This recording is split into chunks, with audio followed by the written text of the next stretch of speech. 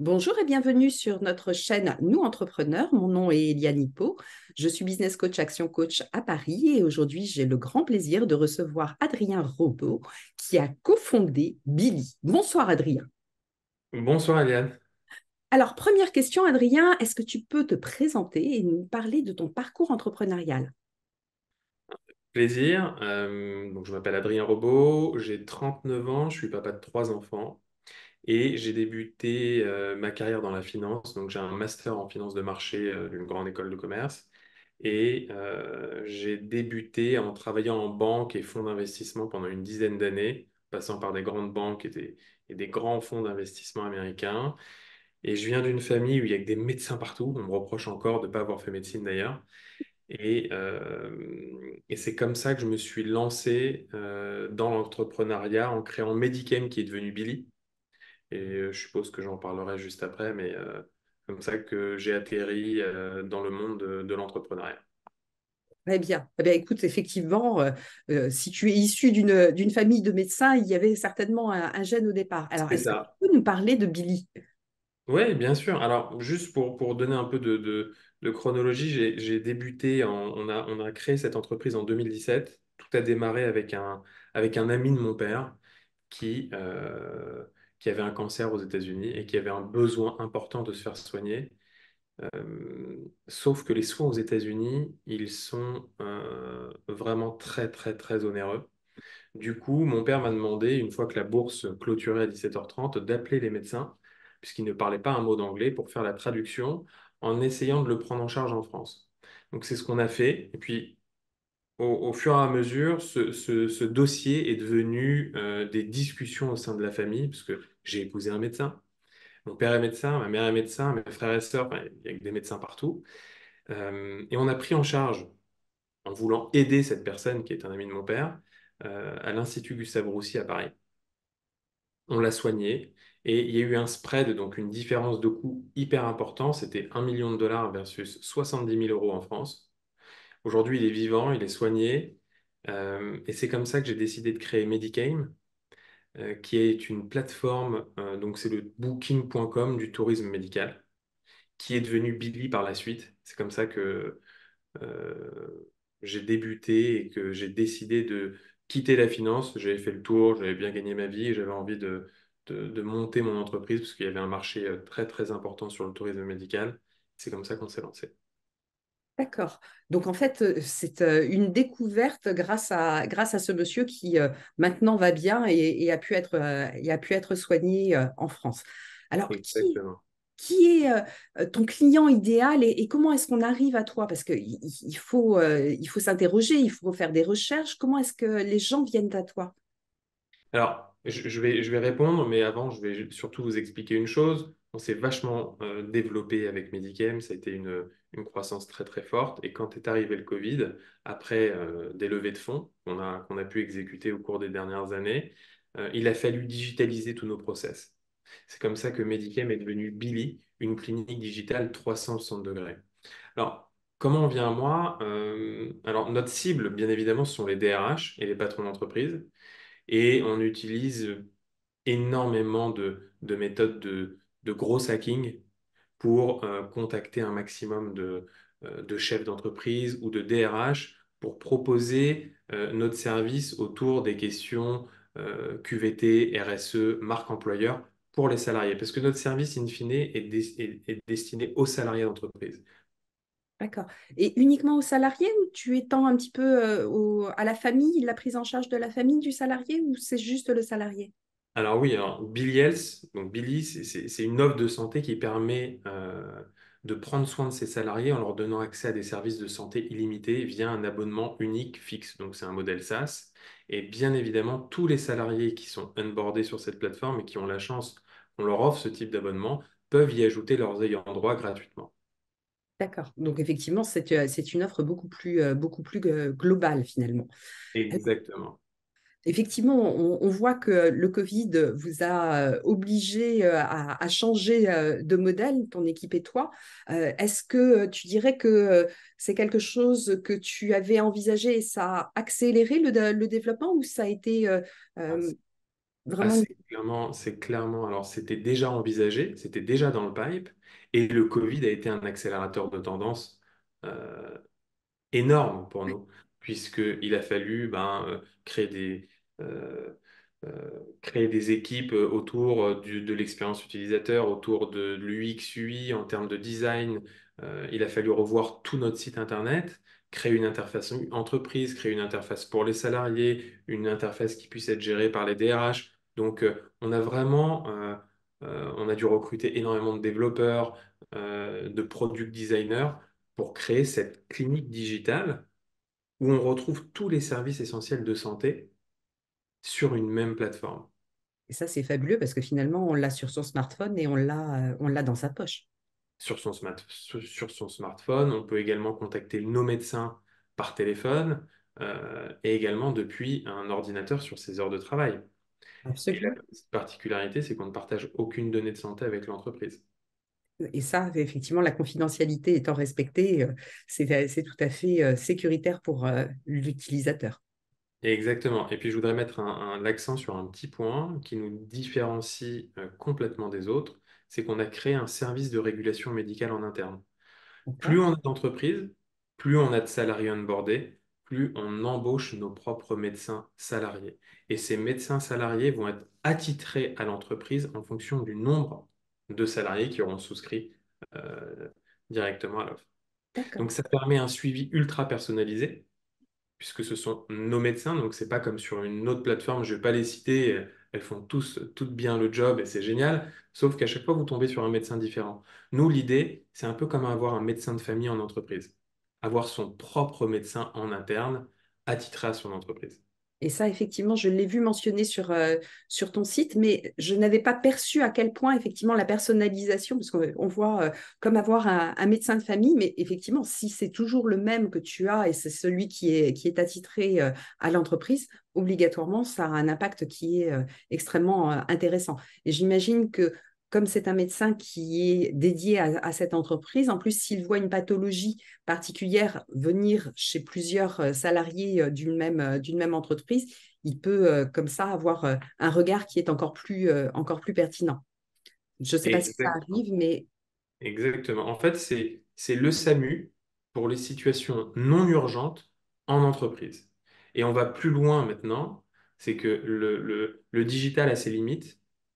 Et parfois, en entreprise, on a besoin de consulter un médecin. Donc maintenant, dans les entreprises qui souscrivent au service, elles ont la présence d'un médecin généraliste attitré à l'entreprise au moins une fois par mois dans les locaux de l'entreprise. waouh, waouh. Alors du coup, ce sont uniquement des grosses entreprises qui s'adressent à toi ou est-ce que tu en as aussi des plus modestes? Alors, bien évidemment, on cible les grosses entreprises du CAC 40, on en a quelques-unes, mais on a également des TPE et des PME, quel que soit le domaine d'activité, avec une majorité dans le secteur du tertiaire. Euh, du bâtiment, de l'hôtellerie, de la compta, des avocats. Il y a toutes les activités, on peut retrouver tout type d'activités et on ne se limite pas. On a des entreprises qui ont 3 salariés et elles sont les bienvenues, même si notre focus et notre investissement en termes de clients reste sur des sociétés qui sont à partir de 100 personnes ou des plus grosses entreprises, on accepte quand même des petites boîtes, évidemment. Et alors ça, c'est fabuleux parce que on parle souvent des déserts médicaux qui sont en train de se créer un petit peu partout en France. Et finalement, c'est une solution qui est tout à fait intéressante pour les gens qui sont un petit peu isolés. Oui, complètement. On va retrouver souvent des usines dans des régions un peu excentrées de France qui utilisent le service et qui est très utile. Donc tu as raison sur cette partie-là. Mais la majorité de nos clients ne sont pas dans des déserts médicaux. Si tu veux, ce service est fait pour fidéliser le collaborateur et lui donner euh, un avantage supplémentaire. Alors aujourd'hui, on retrouve plein d'avantages différents comme des abonnements à des salles de sport, des places de cinéma, Les euh, crèches? des crèches, tout type de choses. Mais l'essentiel, ça reste la santé.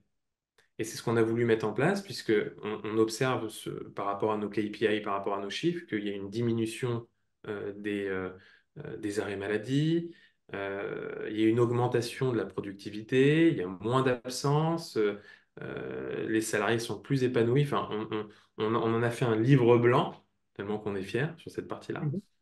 Euh, et je pense qu'aujourd'hui, c'est quelque chose d'indispensable d'offrir d'offrir ce service à ses salariés au-delà de l'assurance collective qui est obligatoire en entreprise. Euh, et on a plein d'autres services qui permettent d'encadrer la santé du salarié euh, dans nos abonnements.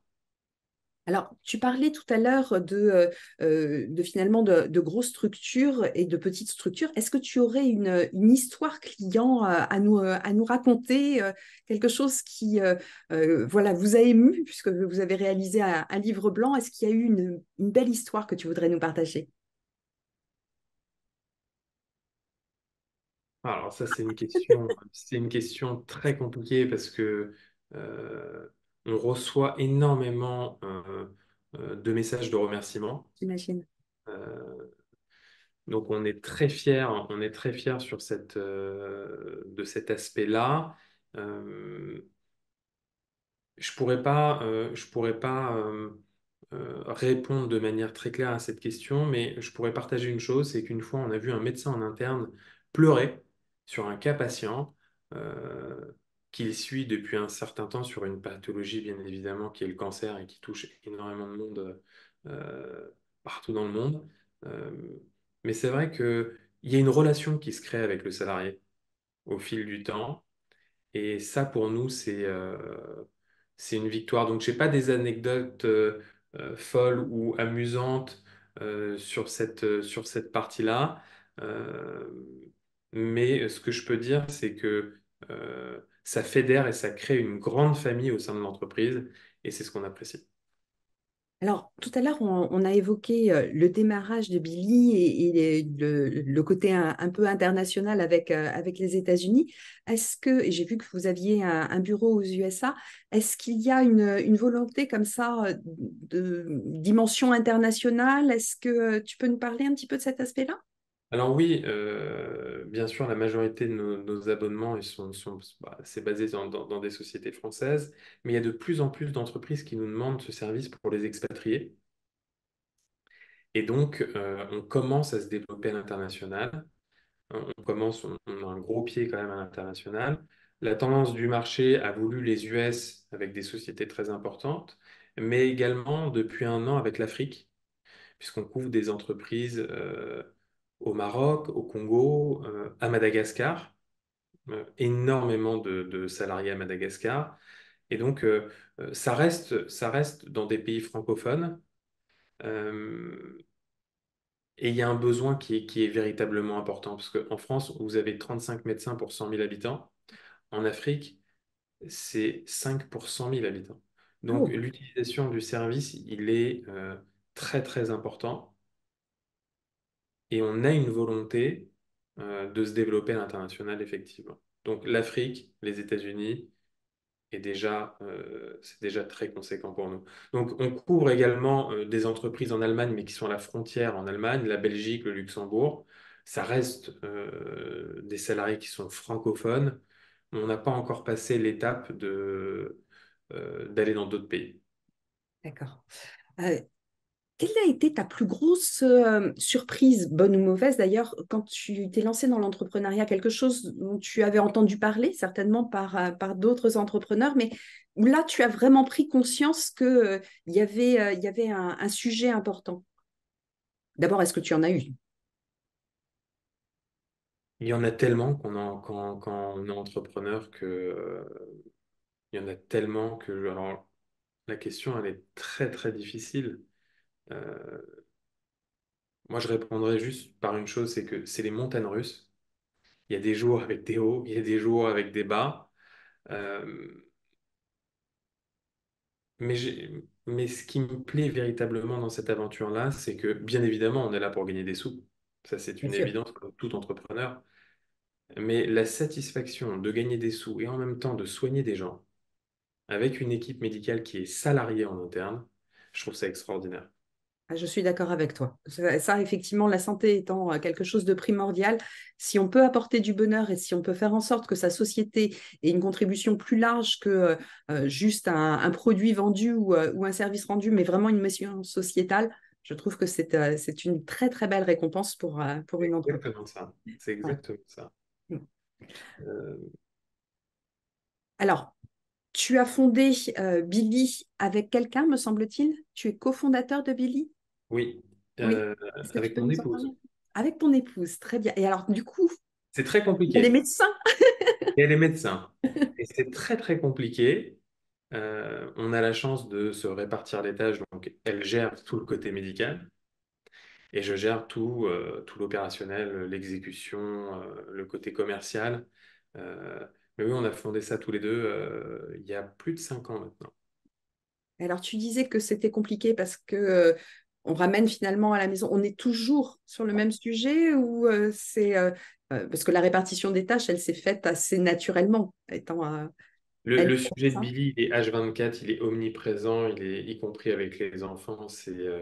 Donc parfois c'est compliqué de couper, mais oui, euh, c'est une aventure de vie Oui, tant qu'une aventure d'entrepreneur, surtout avec sa femme. Et donc on brainstorm sur les différents sujets, les différents services, parce que Billy, c'est pas que de la téléconsultation avec des médecins, mais il y a un chat médical, on organise des interventions pour les salariés. oui, j'ai vu. On fait de l'interprétation de résultats de santé, c'est-à-dire que tu pousses ton ordonnance, on te fait une interprétation en moins de 2 minutes. On fait de la prévention, de la santé mentale. Enfin, il y a énormément de services, c'est très ambitieux. Comme c'est très ambitieux, bah, c'est très présent dans nos vies. Oui, mais j'imagine effectivement. Et il me semble qu'il y a plusieurs niveaux d'accompagnement, puisque tu parlais effectivement de téléconsultation, d'interprétation des résultats, etc. Pour l'entreprise qui se présente à toi et qui voudrait donc souscrire à un abonnement, comment est-ce que ça se présente? C'est une discussion pour savoir quel est le niveau d'abonnement qu'il serait souhaitable. Il y a une mission de conseil également que tu mènes avec les DRH? Ah, oui, voilà, dans un premier temps, alors on a trois types d'abonnements. Dans un premier temps, on fait une analyse du besoin. On suggère toujours de débuter par l'abonnement le plus bas, bien évidemment, qui représente tous les services essentiels de santé du lundi au vendredi. Ensuite, il y a une deuxième offre avec la santé mentale et une autre offre premium qui va inclure de l'illimité les week-ends et même les nuits, donc du H24. OK? Donc, on démarre toujours par le Billy Health Plus, ce qui est une offre classique sans la santé mentale. La santé mentale, il y a eu un engouement euh, sur cette partie-là depuis le Covid, bien évidemment. Beaucoup de gens en burn-out, en stress. Il y en a eu avant, bien évidemment. Mais la santé mentale a connu un développement très, très important en termes de digitalisation avec de multiples structures post-Covid. Mhm. Et, et- et effectivement, il y a un réel besoin d'utiliser ce type de service pour cartographier la santé mentale de ses salariés avec un suivi par des psychiatres ou des psychologues. Donc voilà, on a voulu sortir ce service puisqu'on a de la chance d'avoir des psychiatres qui ont investi également dans cette structure, donc basée sur des éléments scientifiques. Donc tu vas retrouver des abonnements de santé, des abonnements avec la santé mentale et des abonnements H24. Alors, H24, du coup, ton entreprise tourne en permanence. C'est toute une gestion et je comprends qu'avec ton épouse, vous soyez totalement impliqués parce que vous n'avez pas la possibilité finalement de la laisser pour le moment, en tous les cas, elle est encore jeune, complètement seule. Alors, une question que j'aime beaucoup poser. Adrien, on va remonter le temps. On monte dans la machine à remonter le temps et on te retrouve adolescent. Et là, peut-être as-tu quelques conseils que tu aimerais te donner, ou pas d'ailleurs. Mais je te pose la question en tous les cas. Si nous montons dans cette machine à remonter le temps, as-tu des conseils à te donner? Des conseils à me donner, c'est une excellente question. Euh, En général, on arrive à répondre très facilement. Non, je te rassure.